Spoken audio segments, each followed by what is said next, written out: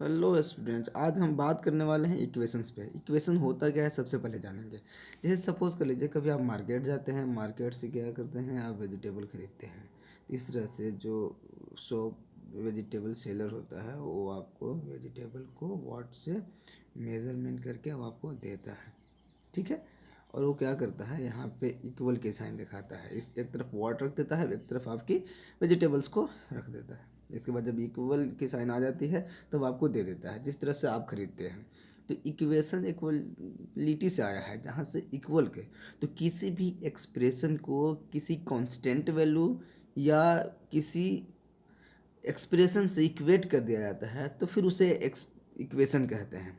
जैसे सपोज कर लेते हैं एग्जाम्पल के तौर पे कि 3x + y अगर ये है तो इसे सिर्फ हम लोग एक्सप्रेशन कहते हैं। ये क्या हो गया बच्चों, एक्सप्रेशन। ये आपका एक्सप्रेशन हो गया। लेकिन अगर इसे आप 3x + y को किसी कांस्टेंट वैल्यू, जैसे ये हो गया 4, 5, 6 से एलिमिनेट कर देते हैं तो ये हो जाता है आपका इक्वेशन। ये आपका इक्वेशंस हो गया। सपोज कर लीजिए इस तरह से लिखा हो कभी, अगर 4x + y - 3z = 2x + 2y, ये भी क्या हो गया, इक्वेशन हो गया। क्योंकि बीच में जो आपका सिंबल है ये क्या है, इक्वेशन की है। ये सिंबल इक्वल की साइन होती है, और ये अगर इक्वल की साइन किसी एक्सप्रेशन और कांस्टेंट वैल्यू के बीच में लगा हुआ रह गया तो समझ जाइए कि वो एक इक्वेशन गिवन है आपके पास। आ गई बात समझ में। अब चलिए इक्वेशन का सोल्यूशन जानते हैं कि सोल्यूशन क्या होते हैं। अब सॉल्यूशन जानते हैं, सॉल्यूशंस क्या होता है। सपोज कर लेते हैं आपके पास लिखा हुआ है x + 5 = 10। तो देखिए x में अगर आप 5 को ऐड कर रहे हैं तो आपकी वैल्यू कितना हो रही है, 10 हो रही है। तो अब आपको बताना है कि इस x की जगह पे वो कौन सा कांस्टेंट वैल्यू है जिसे 5 में ऐड करने से कितना आ रहा है, 10 आ रहा है। तो आप ओबियसली बोलेंगे ये तो x कितना है, 5 के बराबर है। तो बिल्कुल ये x कितना है, 5 के बराबर है। तो यही जानने की कोशिश करनी है कि अगर x 5 के बराबर है तो ये 5 आता कहाँ से है। तो चलिए इक्वेशंस के कुछ रूल्स हैं उसको जानते हैं। अब सबसे पहले एक इम्पोर्टेंट नोट है जो आपको लिखना है और याद रखना है हमेशा। क्या है, देखिए अगर बीच में इक्वल की साइन है, आप इक्वल की साइन आप दे दीजिए 4 टाइम्स। इस तरह से अगर कोई भी एक्सप्रेशन या फिर कांस्टेंट वैल्यू अगर इधर पॉजिटिव है तो अगर आप इसे जंप कराते हैं RHS में तो इसकी वैल्यू साइन जो हो जाती है नेगेटिव हो जाती है। अगर LHS में वैल्यू ये नेगेटिव है, अगर आप इसे RHS में जंप कराते हैं या लेकर जाते हैं तो इसकी वैल्यू साइन क्या हो जाता है, चेंज होकर के पॉजिटिव हो जाता है। अगर कोई इधर मल्टीप्लाई में है कोई एक्सप्रेशन या नंबर, अगर आप उसे RHS में भेजते हैं तो वही चीज़ क्या हो जाता है, डिवाइड में आ जाता है। अगर पहले से कोई यहाँ पे डिवाइड में है, अगर आप इसे RHS में भेजते हैं तो ये क्या हो जाता है, मल्टीप्लाई हो जाता है। चलिए अब नेक्स्ट पे बात करते हैं। अब एक छोटी सी चीज़ है जहाँ आपको ध्यान देने की ज़रूरत पड़ेगी और उसे हमेशा याद रखना है। सपोज कर लीजिए इस तरह से लिखा हुआ है x + 5 = c, ठीक है। अब देखिए यहाँ जो a है, इस x को बोलते हैं वेरिएबल। वेरिएबल क्या होता है, जिसकी वैल्यूज वेरी करता है और डिफरेंट टाइम में डिफरेंट मोमेंट में क्या होता है, अकॉर्डिंग टू सिचुएशन के अकॉर्डिंग ये क्या करता है, अपनी वैल्यूज़ को चेंज करते रहता है। तो ये क्या हो गया, आपका वेरिएबल हो गया। और जो वेरिएबल के साथ ये जो कांस्टेंट वैल्यू लगा हुआ रहता है या वेरिएबल के साथ जितने भी वैल्यूज़ लगे हुए रहते हैं उसे हम बोलते हैं coefficient of that variable. Coefficient of x. Variable क्या है यहाँ पे, एक्स है, तो इसलिए कह सकते हैं कोफिशिएंट ऑफ एक्स। और जो कोफिशिएंट होता है वो वेरिएबल के साथ मल्टीप्लाइड के फॉर्म में होता है। जैसे सपोज कर लीजिए a × इस तरह के फॉर्म में है, ठीक है। और ये c, देखिए यहाँ पे क्या हो गया 5 और ये c, ये दोनों वैल्यूज़ क्या कहलाता है, मैं यहाँ पे डिस्कलर कर देता हूँ। देखिए ये दोनों वैल्यूज़ है यहाँ पे, ये क्या कहलाते हैं, कांस्टेंट कहलाते हैं। ये क्या है, कांस्टेंट। कांस्टेंट जिसका वैल्यू क्या होता है, बिल्कुल फिक्स होता है। जैसे आपने लिखा है यहाँ पे 5, तो इंग्लैंड वाले भी इसे 5 पढ़ते हैं, अमेरिका वाले भी इसे 5 ही रीड करते हैं, और हम भी इसे 5 रीड करते हैं। ये तो कांस्टेंट वैल्यू हो गया, इसे फिक्स वैल्यू कहते हैं। और जो वेरिएबल के साथ नंबर मल्टीप्लाइड फॉर्म में रहते हैं उसे हम कोफिशिएंट कहते हैं, ठीक है। अब देखिए सपोज कर लेते हैं, एक छोटा सा सोल्यूशन करके दिखाता हूँ आपको।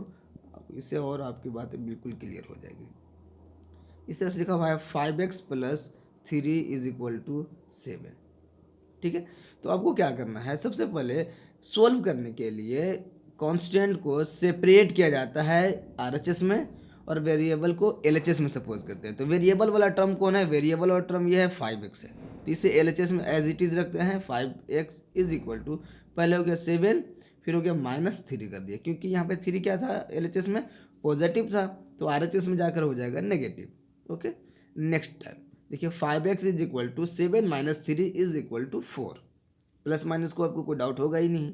अब नेक्स्ट टाइम करते हैं x। देखिए मैंने क्या कहा था कि वेरिएबल के साथ जो भी कांस्टेंट नंबर लगे होते हैं वो वेरिएबल के साथ मल्टीप्लाइड फॉर्म में होते हैं।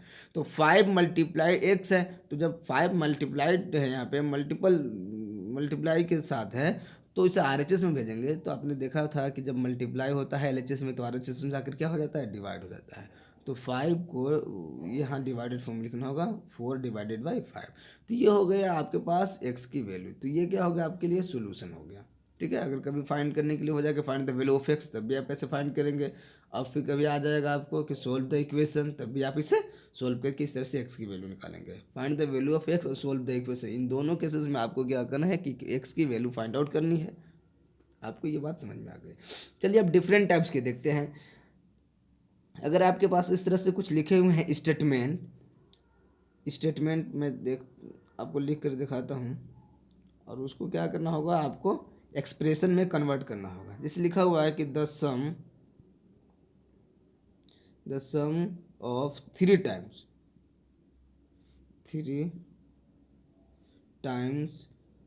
x and 11 = 32। अब देखिए क्या कह रहा है कि the sum of 3 times x and 11। देखिए इसका क्या करना है, 3 टाइम x करके और 11 को सम करने से कितना आना चाहिए, 32 आना चाहिए। तो एक्सप्रेशन आप कैसे लिखेंगे, देखिए तो आपको लिखना होगा सॉल्यूशन में कि देखिए सम ऑफ 3 टाइम्स x, यहाँ पे क्या लिखा हुआ है, ये 3 टाइम्स x लिखना है। तो आपको क्या करना है, 3 times x, it mean 3x हो गया। और सम करना है, तो सम मीन्स ऐड, किसको ऐड करना है, 11 को। तो 11 कर दिया, कितना मिलना चाहिए, 32। तो यहाँ पे आपको मिल गया 32। ऐसे लिख देना है कि 3x + 11 = 32। ये आपका हो गया एक्सप्रेशन। आपका स्टेटमेंट से एक्सप्रेशन कैसे लिखना है, आगे बात समझ में। अब देखिए इसके बाद क्या करना है कि लिखा हुआ है नेक्स्ट है कि if you subtract 5 from 6 times a number you get 7। अब देखिए कह रहा है कि अगर 5 को 6 टाइम्स अ नंबर से सब्ट्रैक्ट करते हैं तो मुझे 7 मिलता है। अब वो कौन सी नंबर होगी ये तो मुझे नहीं पता, तो ये अननोन नंबर है। तो अननोन नंबर के लिए हम लोग क्या करते हैं, वेरिएबल का यूज़ करते हैं। सपोज कर लीजिए जो अननोन नंबर है इसे मान लिया x, या मान लीजिए y, या मान लीजिए m, ये आपकी चॉइस है। तो क्या करना है कि 6 टाइम करना है, तो 6 × x कर दिया, सब्ट्रैक्ट करना था 5 को, तो 5 को सब्ट्रैक्ट कर दिया। ये कहा है कि आपको मिलता है यू विल गेट 7, तो लिख देंगे 6x - 5 = 7। सही है, इस तरह से एक्सप्रेशन को आप आसानी से सोल्व कर सकते हैं। कभी आपको लिखा हुआ रहेगा कि x + 3 = 0, ये आपके पास इक्वेशन गिवन है। तो आपको x की वैल्यू फाइंड करनी है, तो क्या कर सकते हैं, x = ये 3 क्या है, पॉजिटिव, तो RHS में जब भेजेंगे आप इसे क्या हो जाएगा, -3। तो x = -3 is the solution of this equation. चलिए नेक्स्ट टॉपिक पे बात करते हैं जो इससे रिलेटेड होंगे और डिफरेंट टाइप्स में होंगे फ्रैक्शन फॉर्म में। अब सपोज कि लिखा हुआ है x/2 = 3/5। तो ऐसे केस में क्या करेंगे आप, सबसे पहले ये देखिए यहाँ पे क्या है x, तो हमें x रहने देना है। ये 2 क्या है, यहाँ पे डिवाइडेड फॉर्म में 2 को RHS में भेजेंगे। जब डिवाइड होता है तो क्या हो जाता है, मल्टीप्लाई हो जाता है। तो 3/5 × 2, इसके डिनोमिनेटर में कुछ नहीं है तो 1 है। तो फिर कैसे मल्टीप्लाई करते हैं, 2 को 3 से मल्टीप्लाई करते हैं, 2 3 = 6/5 1 = 5, ऐसे। सही है, ऐसे मल्टीप्लाई होता है और यहाँ से ऐसे मल्टीप्लाई होता है। अब चलिए नेक्स्ट और देखते हैं। जैसे लिखा हुआ है x - 3/2 + 5 = 9। अगर कुछ ऐसे लिखा हुआ है तो सबसे पहले क्या करेंगे, कांस्टेंट को एक तरफ सेपरेट करेंगे। तो x minus 3/2 is equal to 9 - 5, सही है। फिर क्या करेंगे, x minus 3/2 is equal to आपके पास हो गया 4। अब ये क्या है, 2 डिवाइडेड फॉर्म में है, जैसे ही आप इसे LHS में भेजते हैं ये क्या हो जाता है, मल्टीप्लाइड फॉर्म में हो जाता है। तो मल्टीप्लाई हो गया 4 के साथ। तो x minus 3 is equal to हो गया 8। Then x is equal to, यहाँ 3 क्या है, नेगेटिव है, RHS में जाएगा तो क्या हो जाएगा, ये पॉजिटिव। 8 + 3 is equal to 11। तो आपके पास आ गया x इज इक्वल टू 11। ये हो गया x का सोल्यूशन। अब ये भी समझ गया आपने कैसे। अगर आपको ये क्या ज़्यादा फास्ट लगे तो आप इसे स्लो मोशन में कर करके देख सकते हैं। चलिए नेक्स्ट टॉपिक पे फिर से बात करते हैं। आपके पास लिखा हुआ है x minus 5/3 plus x minus 4/5 is equal to 10। ये लिखा हुआ है इस तरह से। तो इस टाइप्स को कैसे सोल्व करना है, सबसे पहले क्या करना है, देखिए यहाँ भी वेरिएबल का टर्म है, यहाँ भी वेरिएबल का टर्म है। मैं आपको दिखाता हूँ दूसरे डिस्कलर करके। देखिए ये वेरिएबल का टर्म है, यहाँ भी वेरिएबल का टर्म है। तो अब क्या करना होगा कि मुझे इसे सोल्व करना होगा। तो 5 और 3 का एलसीएम होता है 15। तो 5 यहाँ पे मल्टीप्लाई हो जाएगा इस तरह से, x माइनस 5 प्लस 3 यहाँ मल्टीप्लाई हो जाएगा और फिर हो जाएगा x minus 4 is equal to 10। अब ये 15 डिवाइडेड फॉर्म में है। अब इसको RHS में आप भेजिए तो क्या हो जाएगा, मल्टीप्लाइड फॉर्म में हो जाएगा। और ऊपर से 5 को मल्टीप्लाई करते हैं, 5 × x करेंगे तो 5x माइनस 5 5 25 प्लस 3 × x करेंगे तो 3x minus 3 4 12 is equal to 150। जब मल्टीप्लाई होगा 15 10 के साथ तक, तो ये क्या हो जाएगा 8x। x वाला वेरिएबल वाला को एक साथ क्या करेंगे, सेपरेट करेंगे। और माइनस क्या हो जाएगा 37 इज इक्वल टू 150, ठीक है। Then x 8x is equal to 150 and 37 को आप RHS में जैसे ही सेंड करते हैं तो ये पॉजिटिव साइन के साथ हो जाता है। और 8x इज इक्वल टू आपके पास हो गया 7 8 एंड 1, इट मीन्स 187। चलिए x इज इक्वल टू हो गया, तो फिर x इज इक्वल टू आप लिख सकते हैं 187 डिवाइडेड बाई 8, क्योंकि 8 आपके पास था मल्टीप्लाई फॉर्म में और यहाँ आकर के हो गया डिवाइड फॉर्म में। आ गई बात समझ में। अब इस तरह के अभी आपको समझ में आ गया। अब चलिए दूसरे देखते हैं। एक और हमने लिखा है 4x minus 8/5 is equal to, अब इसके पास लिखा होगा 7x माइनस 6/3। अब ऐसे केसेस में क्या करना है, देखिए ये कंप्लीट यहाँ पे है, कोई पॉजिटिव नेगेटिव साइन के साथ अनदर सेपरेटेड है नहीं, बिल्कुल डिवाइडेड फॉर्म में, एक यहाँ है और एक यहाँ है।